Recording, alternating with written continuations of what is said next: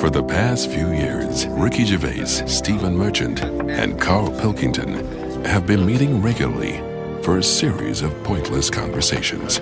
This is one of them. Testing. Is that all right? Hello and welcome to the Ricky Gervais Show with me, Ricky Gervais, Stephen Merchant. Hello. And the little round-headed buffoon that is Carl Pilkington. All right.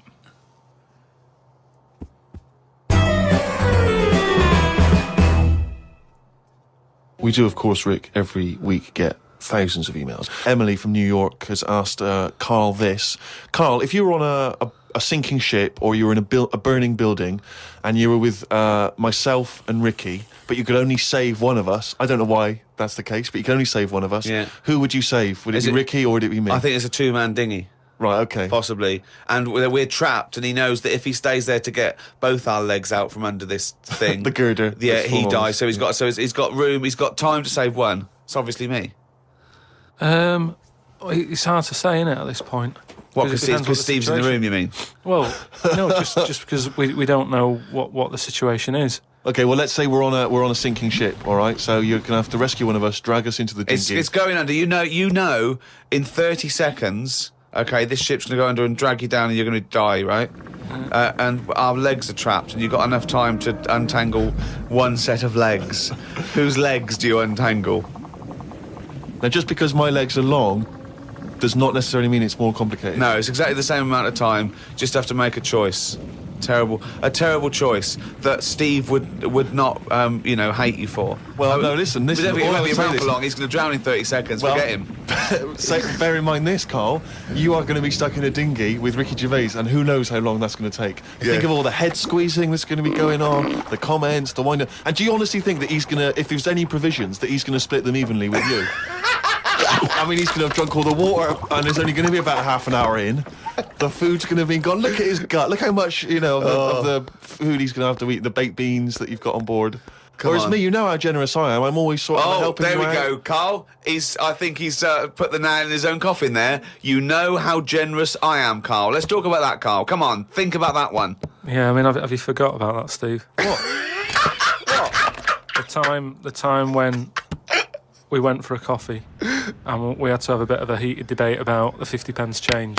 Yeah, you owed me 50p, and you decided you didn't want to give it to me because it was only 50p. And my point was, it's not a question of 50p, it's the fact that it's not your decision to decide not to give it to me. If I wanted to be generous, that's my decision. But you can't go, oh, it's only 50p, Steve. It's my decision who was you just given him a free keg of beer.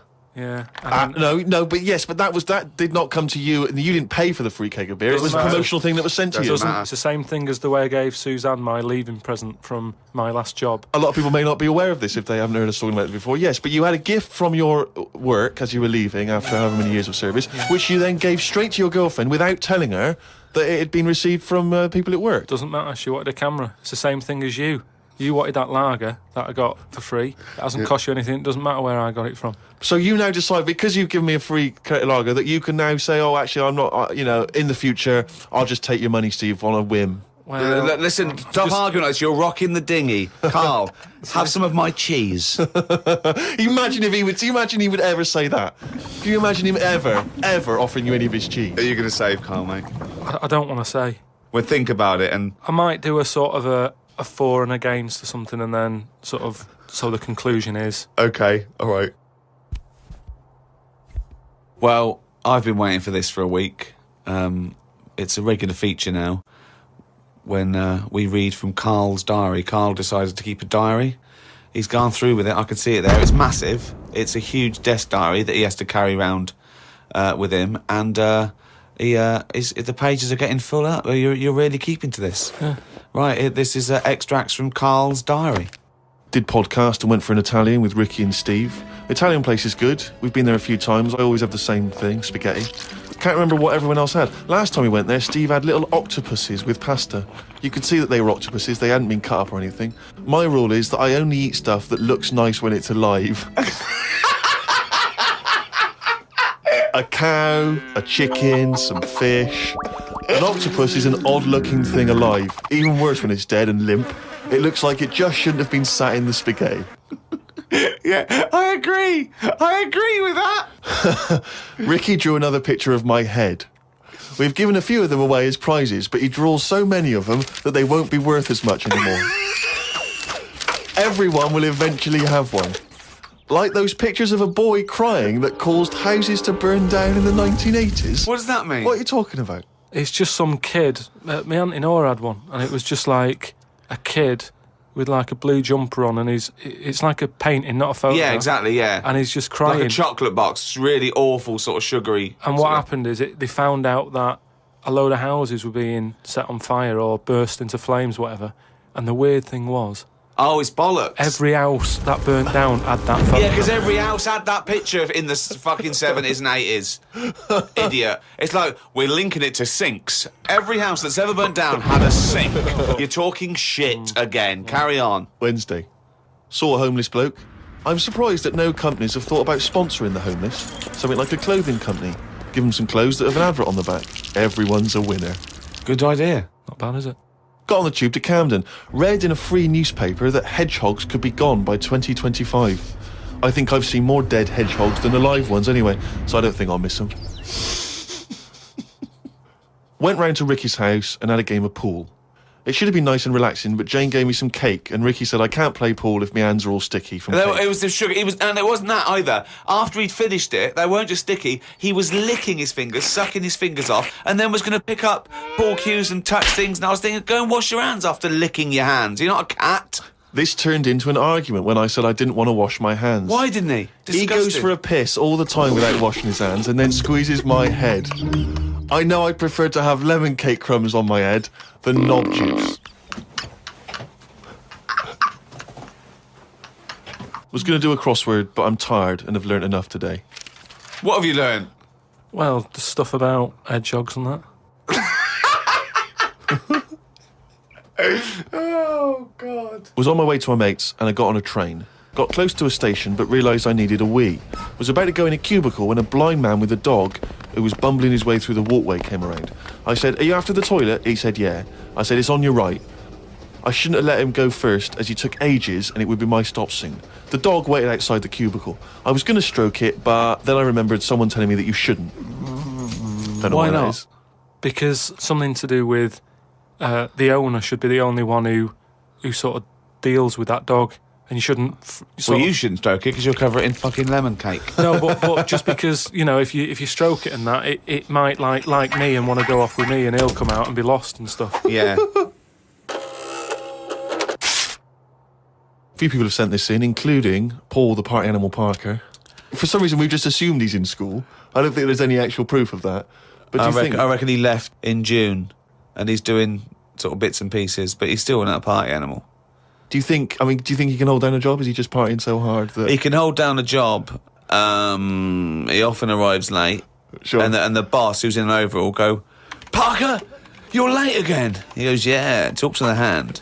Yeah. I think that he's the sort of guy that he'll just happily say, "Listen, I survive on 4 hours sleep. Yeah. Sometimes I go to work, I've not slept at all." But I think he comes in with his headphones blaring, right, on a skateboard, and the bloke goes up to him, the old bloke, right, the old fuddy-duddy bloke, goes, You stupid idiot, you can't work there. He goes, "Chill out, man," and in 2 minutes, he's got him dancing. Oh, I know what he's like. Yeah, he is just like, he just can't resist it because he's just a fun guy. Yeah. Anyway, Paul and a few other people have sent in this piece of information they've discovered from one of the more respected news networks. The headline is this: female kidney turns lumberjack onto housework. Right. Now, a Croatian lumberjack apparently has claimed that he started enjoying housework and knitting after he was given a female kidney. He claims he's going to sue his local health authority because he says he's become a laughingstock. He used to enjoy heavy drinking sessions and things. The kidney transplant saved his life, but they never warned me about the side effects. I've developed a strange passion for female jobs, like ironing, sewing, washing dishes, sorting clothes in wardrobes, and even knitting. Well, if he likes it, what's the problem? It's nonsense. It's nonsense. Hold on, though. What makes me laugh is he's become a laughingstock. So what do you do when you become a laughingstock? Tell the newspapers. Well, yeah. Tell the newspapers about it, because then that'd keep it completely under wraps. Then. But it's the sort of medical nonsense that Carl would normally come out with. Absolutely. That you take on the personality of the person who gave you their blood. Exactly. It's like those old horror stories, you get given a murderer's hand. Yeah. You go around killing. But there can be certain medical things that would change the way you think and would change you as a person. Say like how they can do face transplants now. Yeah. Right? I mean, I don't quite understand how this face transplants work, because do you get a choice of who you have? If you have something done to your face and you go, you know, it's burnt or whatever, or something happens to you and you need a face transplant. Well, if you totally changed your appearance, then you would eventually change because of how people reacted to you. Yeah, but if you gave yourself the head of an elephant, soon you wouldn't be yourself. Because I wouldn't have it. I wouldn't have that. That's what I'm saying. If they had a catalogue and they said, here's some faces you can have, pick which one you want. Yeah. Would you be looked upon badly if you go, do you know what? I don't really like the look of any of them. Can I just wait for a better face? Or at this moment in time, have you just got to take what's on offer? Carl, there's no one looking through catalogues at faces they might be able to have. No, they do now because of the face transplant thing. But who are these people putting their face up for? They wait till someone... Yeah, I know, but at some point... Well, I tell you what, I would not have a face transplant if I haven't seen the face before I'm going to have it. You had to... I want to see what I'm having. Because I could end up with anything. You mentioned elephant's head. What do you know what I mean? Whose head are they going to use? Is it the latest thing that's died? Oh, well, this got run over before. Yeah, I'll stick this on your head. But where has this come from? Where From are his these mind. people- where are these faces queuing up to be popped on a skull? Where do you think they have got time to put all these... Maybe this is why it won't catch on. I don't know. This is extraordinary. You've created in your own head the existence of this pamphlet, and now you're defending it, even though we don't know it even exists. And you're this skull on a hospital bed going, I'm not having that. I don't like the look of him. He looks a bit shifty. Oh, I don't like that. Oh, no. Can I ask this now? Let's say we'd passed away sadly in something terribly tragic. The nation's mourned. You know, it's terrible. It's like one of the great national disasters. But you... At the same time, you survived the accident, okay, but your face is hideously disfigured. You can take either Ricky's face or mine to have. I'm surprised you're asking this, though, Steve. I mean, it's just, it doesn't seem like any of them is like a great option. Oh, thanks. And this is what I'm saying about the catalogue. If those two were on offer, I might go, do you know what? Pop in again tomorrow. Bring in another booklet. This is from Anne-Marie. She says that she loves the podcast. She listens with her 7-month-old baby. That cannot be a good idea. And she says this to you, Carl. If you had children, what is the most important lesson you'd want to teach them? I mean, in a way, if you sort of look after a kid too much, it doesn't learn that much. But if you let it learn by its mistakes, it'll probably grow up all right. But there are some mistakes you can't afford it to make to learn from. Yeah, driving a car the wrong way down a motorway. Testing if the fire really is hot. No, but say like the time... Does broken glass really taste horrible? These are lessons you don't want it to learn from mistakes. Yeah, you can tell them that. Yeah, but what exactly. I mean is there's certain things that... I just think there was a kid who grew up in our avenue, right, on the estate, who... When it was born, right, we kind of thought it's got no chance, this kid, because its man was a bit of a rumman. You know, a rumman? Where's that? No, just like, you know, she liked going out and having a fag and like having a drink, and she's never at home. It's the one who had the horse in the house. Sure. Right, which I don't want to go over. Sure, it's old news. It's out there, isn't it, if you want to find out about the horse in the house. But she had a kid, and everyone was pretty surprised when they saw it, because it was a good-looking kid. Which was a surprise, because, like, you know, the man wasn't that good-looking, the dad was a bit rough. But it came out, and she was showing it around the avenue, going, look at this I've had. And she was chuffed with it, because it's probably, like, one of the newest things she's ever had, because everything else was always sort of second hand and what have you. But suddenly she's got this brand new little baby, right? Anyway, as it grew up, right, those looks went... Right. And I'm not talking getting old, I'm talking by the age of about 3. It looked rough already, right? And all that just happened because that's the life it was in, right? Yeah. So like it had like a patchy head. Its hair. It what? It had a patchy head. A patchy head. It's just sort of. It wasn't a North American Indian. What do you mean, a patchy head? Just his hair was patchy. He used to chase sort of cars and stuff. It's cars. Sorry. What do you mean? That's what he did for his. Sorry, did she let it get raised by wolves? No. But all I'm saying is that at the end of the day, what is it that makes a person? Do you know what I mean? Now, I don't know what state he's in now, but maybe he learned all his mistakes by the age of 4. I'm guessing he's not chasing cars now, but at least he's done it. I'm guessing he is. Yeah. Do you know what I mean? At least you can go, yeah, I've been there, done that, and you don't go back to it. And you can get away with doing dafter things when you're a kid, can't you? I nearly killed a man once, right? Okay, right. Did That time when I was in Wales and I was having a walk with my dad on the cliffs and that, Yeah. I just picked up a big rock, right? Chucked it off the edge, and as I chucked it off the edge, I noticed a fella was walking down below. Jeez. And I missed his head by, like, inches. Now, I've never chucked a rock off a bridge or, like, off a cliff or anything. And it only took one man to almost lose his life for you to learn that lesson. Yeah, but that's how you learn your lessons, Yeah. isn't it? See, a lot of people would have said that maybe your dad should have said, "Wait, Carl, what are you doing?" No, but he didn't know I was doing it. I didn't say I'm going to chuck this off here. I just picked it up and chucked it. And, like, as I let go of it, I noticed a fella was down there. You live and you learn. That's a little mantra. Right? All right.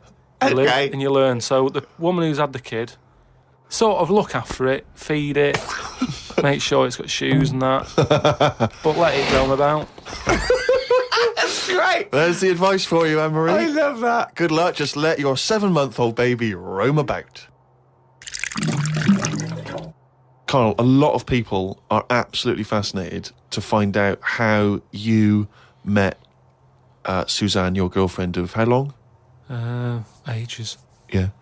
And they can't comprehend how, well, I suppose that there's any woman out there.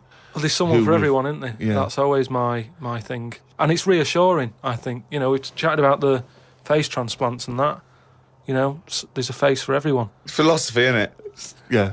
I mean, it's really unbelievable. No, there is someone for everyone, no matter what Yeah. condition you're in or whatever. Yeah. Because I read on the email, someone emailed in an old Chinese proverb.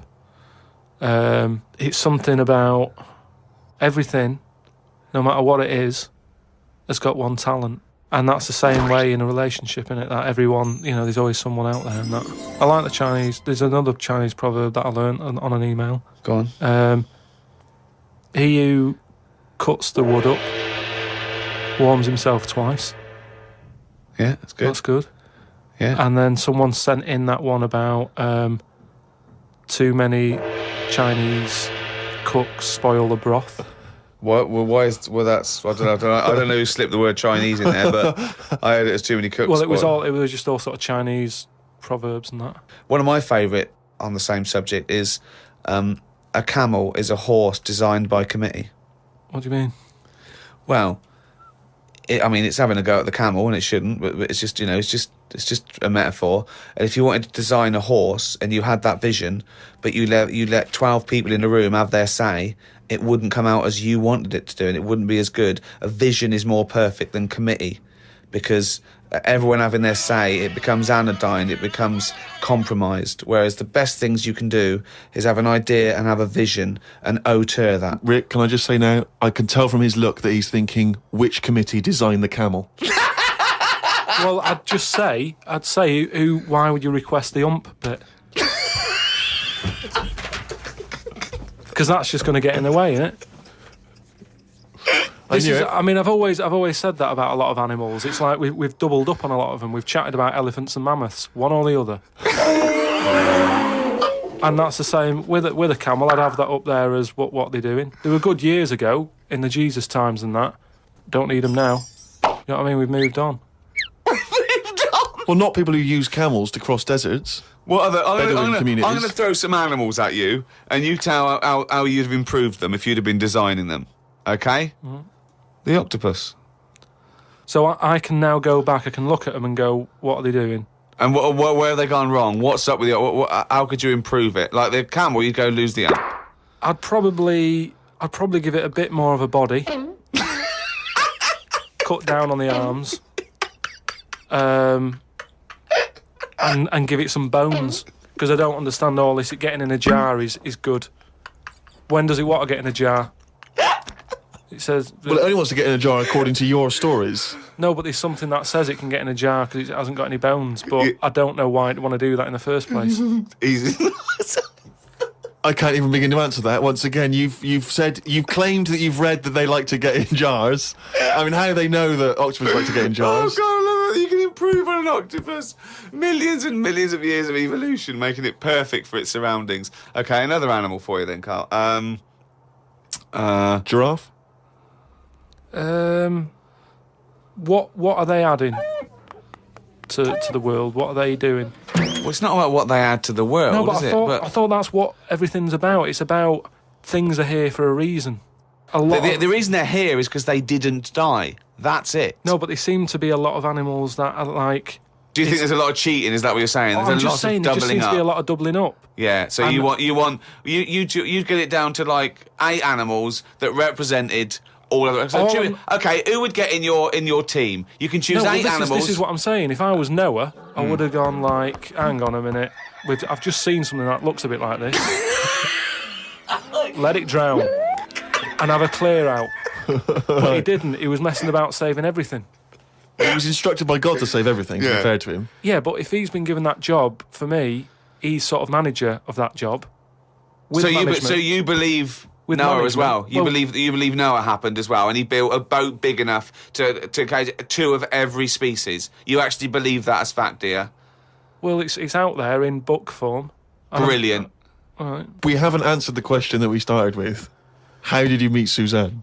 just at work. Thanks. Oh, chimpanzee, that monkey! You! There was this airline, and it's having a lot of problems, and a lot What, of the- pilot's too tall? Yeah, the cabin was so tiny. Only bananas were allowed in the cockpit for fuel. Anyway, there was a lot of strikes going on, right? Sure. Because I don't know what it was about. It was over money or whatever. Yes. And Well, get something that doesn't need money. but Well, But what else could you pay something in, well, Rick? peanuts. everyone okay, peanuts or fruit, yeah. so anyway, the boss of the airline, he had like one pilot who he could trust, right? And that was his son. Right. But the problem is with a lot of these planes, you need 2 pilots. Of course you do. And he's like, if only I had 2 sons, but he didn't. There's no point harping on about it. Right? Sure.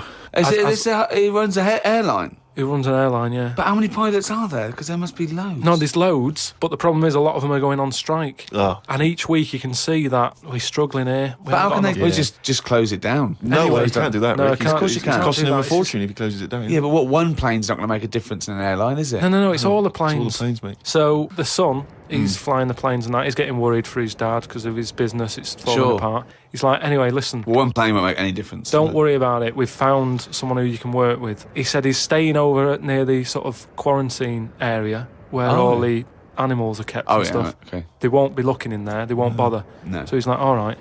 But there's no animal that could be a co-pilot, that's why. I'll see you. He'll meet up with you in the cockpit. I'm like, He'll meet up in the cockpit, yeah, sure. So anyway, he gets in there, he meets them. At first, a little bit of a shock who he's going to be working with, but Why? he's thinking, as long as I can keep my dad's business alive, I can Not with keep one a job. plane. Everyone's happy. Then one day, what happens is a little bit of a problem. Oh, dear. Well, what happened is one woman who was on the plane got a bit peckish, right? Right. And said to the air hostess woman, said, "I'm a little bit peckish. Have you got any sort of nibbles and that?" She went, "No, I got a sandwich." She said, "I don't really want a sandwich. You want something, like the usual stuff that planes give out, just like a bag of nuts or something." bag of Well, nuts, are they not giving those out yet? So no, they don't give it for some reason. She was like, "Look, we've stopped giving out the nuts. We can get you That's a sandwich." strange, And the woman's yeah. like, "I don't want a sandwich. I just want some nuts." Do you Yeah, know what I mean? yeah, A sandwich is quite a big meal and what have you. I just want some nibbles, some nuts. Well, that's not available. So I Done. End of story. get- So she said, "Well, you're saying there aren't any nuts." She said, "But earlier I saw you put a tray outside the cockpit, right? It had a sandwich on it, 2 Cokes and 2 bags of nuts." She said, "So you're saying there aren't any, but the pilot's getting Well, them." aren't they now? That was the last 2 packets. Done. No. So Let's go home. Well, I'll go and have a word with the pilot myself because you only put them out there a few minutes ago. He can't have eaten You them yet. can't. I want You some. you I'm cannot going go- over. no, no. I know this is it. Yeah. She was saying you cannot go over. She's going, No. listen, Yeah. I'm going to go over because I feel like you I'm being can't. lied to. No, you can't. So she goes, starts, No, and, there's and no the way. pilot can Well, they hear all can't this get in anyway. chat about the nuts and what have you, and he's thinking, what's going on out there? Yeah. He opens the door. Yeah. She gets a glance in. The monkey sat there with headphones. Fucking bollocks.